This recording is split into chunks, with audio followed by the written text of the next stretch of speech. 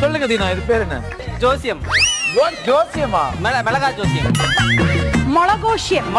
மிளகோஷியம் பண்ணுறதுக்கு ஃபஸ்ட்டு ஒரு pressure cooker ஒரு 1/4 கப் அளவு துவரம் பருப்பு கழுவி மஞ்சத்தூள் போட்டு ஒரு 4 விசில் விட்டு எடுத்துக்கிறேன். அப்புறம் கருணக்கிழங்கு இந்த மாதிரி பொடியாக கட் பண்ணி அதையும் வேக வச்சு எடுத்துக்கிறேன்.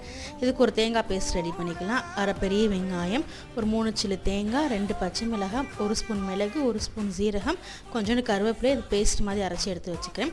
கிழங்கு இந்த அளவுக்கு வெந்ததுக்கப்புறமேட்டு ஒரு பாத்திரத்தில் தேங்காய் எண்ணெய் ஊற்றிட்டு பெரிய வெங்காயம், ஒரு அரை பெரிய வெங்காயம், பச்சை மிளகாய், கருவேப்பிலை, வேக வச்சுருக்க கிழங்கு, அரைச்சி வச்சுருக்க இந்த பேஸ்ட், அப்புறம் துவரம் பருப்பு வேக வச்சுருக்கதை சேர்த்துட்டு உப்பு மஞ்சத்தூள் போட்டு மிக்ஸ் பண்ணிட்டு ஒரு அரை கப் அளவு தண்ணி ஊற்றி இது ஒரு 5 நிமிஷம் நல்லா கொதிக்கிட்டு 5லேருந்து 10 நிமிஷம் கொதிச்சதுக்கப்புறம் இதுக்கு ஒரு தாளிப்பு கொடுத்துக்கலாம். தேங்காய் எண்ணெயில் கொஞ்சோண்டு கடுகு, உளுந்தம்பருப்பு, சீரகம், கருவேப்பிலை போட்டு தாளித்து எடுத்துட்டோம்னா ஒரு சூப்பரான மிளகோஷியம் ரெடி ஆயிரும்.